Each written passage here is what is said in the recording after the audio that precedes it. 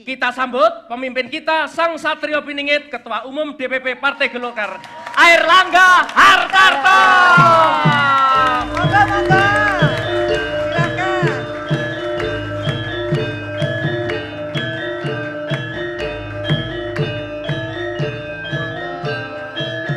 Monggo.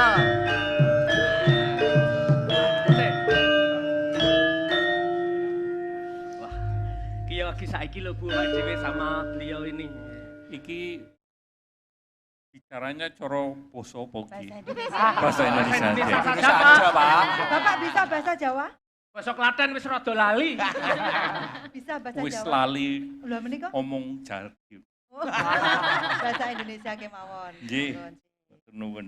Ora ono penterjemahi. Wah, Sing diomongi ora ono sing ngerti. nggih, nggih. Ketua panitianipun Nggih. dudu wong Jawa. Oh. Tapi Bu dia Mutia dudu Nggih, wong tapi paham Jawa. bahasa Jawa, Bapak. tapi dia bisa ngemong orang Jawa. Nggih. Mantul, mantul. Mantap Nanti betul. keluarin terjemahannya. Iya. Yes. Assalamualaikum warahmatullahi wabarakatuh. Waalaikumsalam. Salam sejahtera bagi kita semua yang kami hormati, yang kami banggakan, Bapak Yusuf Kalla, Wakil Presiden ke-10, ke-12, dan juga senior saya, Ketua Umum Partai Golkar. Yang saya hormati, Ketua Dewan Pembina Partai Golkar, Bapak Abu Rizal Bakri, Ketua Umum Partai Golkar. Yang saya hormati Pak Akbar Tanjung, Ketua Dewan Kehormatan Partai Golkar dan juga Ketua Umum Partai Golkar, Pak Agung Laksono, Ketua Umum Partai Golkar juga, yang saya banggakan. Kemudian Pak Imam Besar Masjid Istiqlal, Pak Nasaruddin, memang guru saya Pak, dari dulu Pak. Mungkin ceritanya panjang Pak. Yang saya hormati Pak Sekjen, Wakil Ketua DPR, Pak Ludwig, Bendahara Umum, Pak Dito Ganindito, Ketua Fraksi, Pak Kahar Musakir, Sekretaris Fraksi, Pak Ketum, Pak Adis Kadir, dan ini Prof. Ari Satria, Ketua ICMI, Rektor IPB, yang luar biasa, setiap diundang hadir Pak. Sebelum ini juga peluncuran buku mengenai UMKM di kantor, beliau juga kasih testimoni. Kemudian Wakil Ketua Umum Ibu Nurul Arifin, selaku Ketua MPO Ibu Mutia, kemudian Wakil Ketua Umum Pak Firman Subagio, Pak Jerry Sambuaga, kemudian Ibu Nina, kemudian Wakil Gubernur Pak Ijek, Pak Emil Dardak, kemudian Ketua IPG, tadi ada ketopraknya. Narasinya yang buat siapa ya? Harusnya tadi diedit dulu tuh. Yang kami hormati seluruh MPO, peserta Rakernas, yang saya banggakan dari Sabang sampai Merauke. Kalau sudah hadir dari Sabang sampai Merauke, tadi catatan Pak Ical, plus semua ketua umum hadir, kita bersatu bersama, insya Allah Golkar menang. Amin. Amin. Dan juga anggota DPR, ada Ibu Sari, ada Ibu Roro, ada Putri, kemudian siapa lagi? Ibu Afiliani, ekonom asli. Kalau saya insinyur ditugasi ekonom. Dan seluruh peserta yang saya banggakan. Pertama, mari kita panjatkan puji syukur dalam hari ini acara penutupan Rakornas bidang MPO dan peluncuran buku yang luar biasa. Dan acaranya dikemas tidak biasa. Tadi Pak Abu Rizal Bakri mengatakan ini mengemas acara dengan kebudayaan itu adalah hal yang baik. Apalagi malam ini secara khusus diiringi gamelan. Gamelan ini adalah sesuatu yang unik karena memang nadanya unik. Yaitu ini kita tanya sama yang buat acara. Nadanya itu namanya Laras Lendro.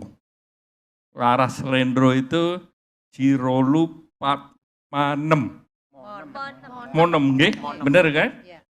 Kalau Laras satu lagi Pelo. Jirolu Patmo Nem Tu. Pi. Kleru. Sampean kleru. Nah, inilah yang dihargai oleh UNESCO karena itu nadanya pentatonik. Jadi kalau biasanya 7 ini 5. Jadi apresiasi kepada seluruh Terima kasih, Bapak. gamelan yang datang Matur nuwun, Bapak. dari Solo. Terima kasih, Matur terima nuwun. kasih. Nah, terkait dengan acara tadi beberapa rekomendasi ini perlu ditindaklanjuti oleh DPP, DPD, Kabupaten Kota. Nanti Pak Sekjen akan membuatkan cuklaknya. Sehingga setiap acara MPO dilibatkan di seluruh tingkatan. Dan kami akan lihat medianya. Jadi sesudah dilibatkan medianya apa saja yang terus dimonitor oleh pusat. Kemudian juga terkait dengan tanggung jawab untuk mencerdaskan bangsa. Dan juga tanggung jawab untuk membuat public opinion. Karena saat sekarang nanti pemilih kita sebagian besar adalah milenial dan itu sangat tergantung kepada key opinion leader di daerah-daerah. Jadi saya berharap bahwa kita key opinion leadernya adalah dari kader-kader Partai Golkar yang dicetak oleh MPO. Nah, selanjutnya tentu terkait dengan buku saya bergembira dan merasa bangga dan terharu karena bukunya bagus sekali, informatif, dan itu merekam yang saya juga tidak rekam. Jadi memang banyak hal yang kami lakukan, tetapi memang catatannya itu yang tercecer di mana-mana. Tadi Pak Arief menjelaskan bahwa beberapa hal yang lalu juga beberapa hal yang terkait dengan digitalisasi, dan itu menjadi andalan Indonesia di G20, Pak. Jadi G20 itu temanya 3, 1 penanganan kesehatan, kedua terkait dengan transformasi digital, yang ketiga terkait dengan transisi energi yang lebih sustain. Jadi itu menjadi tema Indonesia di G20. Nah, tentu itu tidak lepas dari transformasi digital yang terkait dengan Industri 4.0, financial inclusion, dan juga satu lagi adalah pengentasan kemiskinan. Pak Ical dan Pak Agung Laksono pada waktu itu Menko PMK dan Menko Perekonomian banyak menangani hal tersebut. Nah, mungkin beberapa tantangan yang saya ingin sharing, tetapi mungkin beberapa hal itu adalah pada saat penanganan COVID, Bapak Presiden juga memberi penugasan, dan penugasan di awal itu tidak ada sebuah negara pun yang punya pengalaman menangani ini. Dan kedua, diperhatikan undang-undang yang ada belum mencukupi. Karena undang-undangan kita kan kekarantinaan wilayah. Pada saat berbicara mengenai pandemik secara nasional, oleh karena itu Bapak Presiden mengeluarkan PP mengenai bencana nasional non-alam. Kemudian yang kedua, Bapak Presiden mengeluarkan Perpu atau Perpu 1 atau Undang-Undang 2 yang mengait tentang perubahan anggaran, pembahasan anggaran yang bisa diputuskan pemerintah secara lebih fleksibel, dan dari situlah dibuat kebijakan penanganan COVID dan pemulihan ekonomi nasional, PCPN. Nah, itulah yang pada waktu itu diputuskan, dan di bulan April sebetulnya tantangannya sangat besar, di mana rupiah naik ke 16.000, kemudian juga kita melihat dari pasar modal juga turun mendekati 3.000, sehingga pada waktu itu tantangannya betul-betul sangat mengkhawatirkan. Dan tantangan berikut tentu pada saat varian Delta, di mana varian Delta itu sampai 54.000 kasus per hari, dan jumlahnya lebih dari 500.000 kasus aktif, dan rumah sakit hampir 92% itu penuh, oksigen terbatas dan yang lain.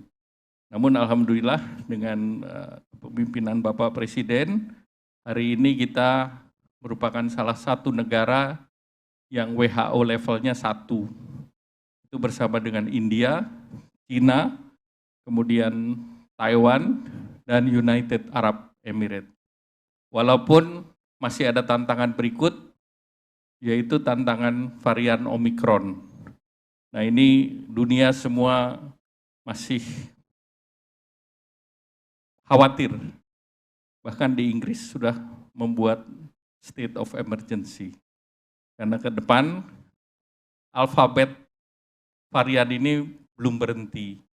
Namun kita punya pilihan, apakah kita merespons dengan kesehatan, kemudian juga mendorong perekonomian, dan yang paling penting arahan Bapak Presiden, begitu ada 2 kasus di Indonesia, kita tetap tidak boleh panik dan terus menangani secara baik, karena kuncinya adalah vaksinasi dan testing dan tracing. Jadi mungkin itu beberapa hal yang menjadi kunci ke depan. Namun malam ini mari kita nikmati gamelan dan kita nikmati kekerabatan dari seluruh senior Partai Golkar dan teman-teman Partai Golkar. Terima kasih. Wassalamualaikum warahmatullahi wabarakatuh.